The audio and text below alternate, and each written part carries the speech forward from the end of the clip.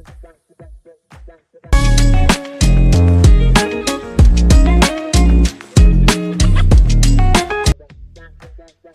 one drives a car, one drives intuitively.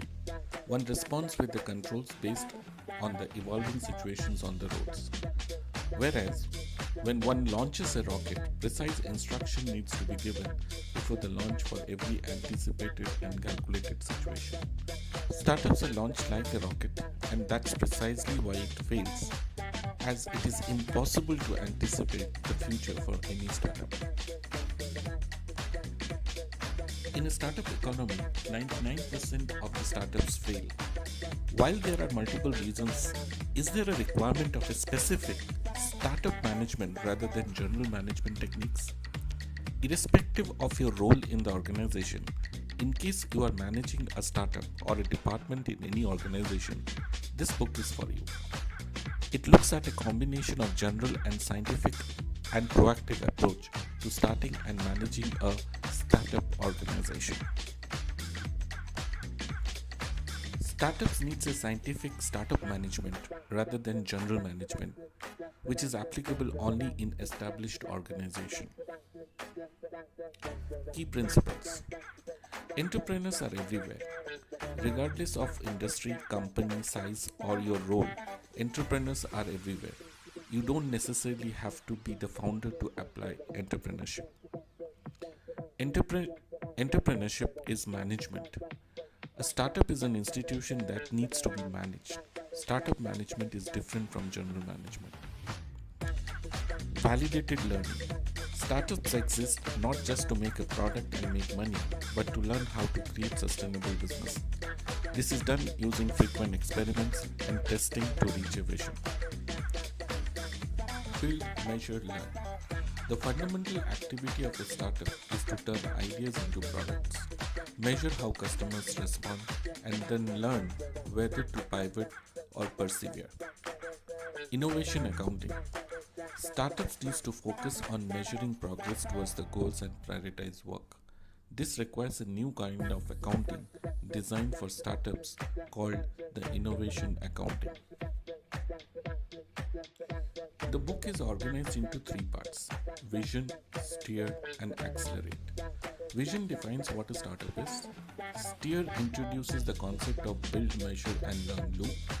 Accelerate explores the concept of growth. Part 1: Vision. Start. The lean startup model has been taken from the lean manufacturing principles, where just-in-time inventory, small batch sizes, and accelerated feedbacks are encouraged. Here first, vision is defined, broad strategies are defined, and product is constantly optimized through constant pilots. Lean startup is a startup management tool where constant adjustments are made through build, measure, learn, feedback loop. Define. A startup is a human institution designed to create a new product or service under conditions of extreme uncertainty. Entrepreneurs are everywhere. They are in large established organizations as well as small startups. It has nothing to do with the size of the company. Learn. The fundamental thing about organization building in an uncertain situation is about learning the truths of present and future conditions of the business. This is called validated learning. We must learn the truth about the elements of business which is working and which is a waste in realizing our vision of the startup. Experiment. A startup should see its product launches as scientific experiments. It has to frame a hypothesis and then test the same. Testing the predictions provides a great deal of information. The two most important assumptions that needs to be tested are value assumptions and growth assumptions. Value assumption should answer whether the products or services actually deliver the perceived value to the customer. Growth assumption should test whether the customer actually accepts the product. Experiment should be real and should test with the actual product. Repeated iterations should be done to test the assumptions. Part 2: Steer. Leap. When a startup starts, there is no data to evaluate. This is the time some critical assumptions are made on the value assumptions and the growth assumptions. They are the leap of faith. But it is important that these leap of faith assumptions are tested as quickly as possible. Test. Once clear on these leap of faith assumptions, the first step is to enter the build phase as quickly as possible with the minimum viable product called the MVP. The MVP is the smallest version of the original product and lacks many essential features.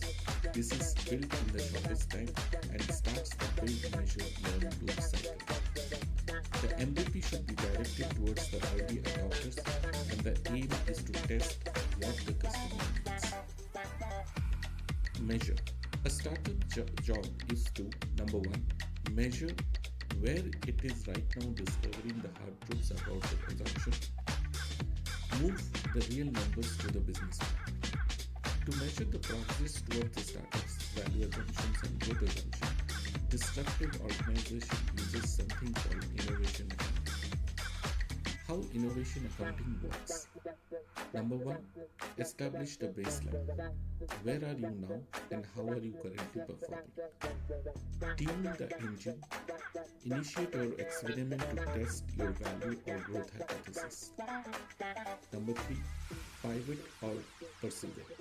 Based on the data, you can persevere with the product, features, process you know to the correct, or pivot and test your next assumptions. To measure progress, vanity matrices should not be used. Matrices should be actionable, accessible, and auditable. Pivot. If an idea isn't working out, you need to change your strategy.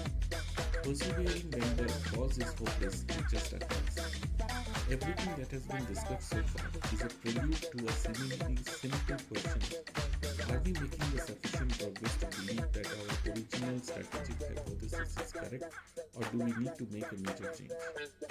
That change is called a pivot, a structured course designed to test a new fundamental hypothesis about the product, strategy, and engine of growth. There are many kinds of pivot that one can do.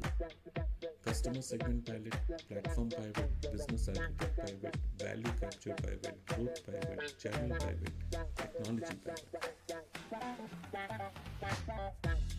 Part 3. Accelerate. Batch. Work in small batches.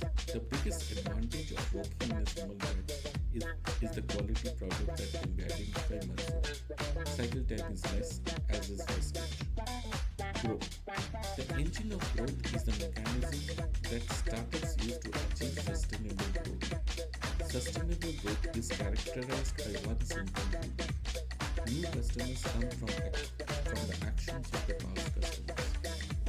There are 4 primary ways past customers drive sustainable growth. Word of mouth, as a side effect of product use, through funded advertising, and through repeat purchases or use. These sources of sustainable growth power feedback loops that has been termed as engines of growth. The sticky engine of growth. Companies using the sticky engine of growth track their attrition rate or churn rate very carefully. If the rate of new customer acquisition exceeds the churn rate, the product will grow. The viral engine growth. Awareness of the product spreads rapidly from person to person, similarly to the way a virus becomes an epidemic.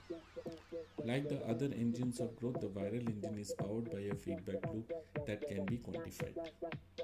The paid engine of growth, as the name suggests, the engine of growth is dependent on paying to acquire customers. Adapt. An adaptive organization is one that automatically adjusts its process and performance to current conditions. At the root of every seemingly technical problem is a human problem. 5 Whys provides an opportunity to discover what the human problem might be.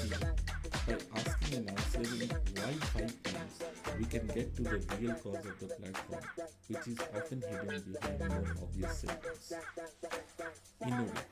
Successful innovation teams must be structured correctly in order to succeed. If you enjoyed this video, don't forget to hit the like button and subscribe and ring the notification bell. Your greatness is waiting to be discovered. Until next time, keep reading and keep growing.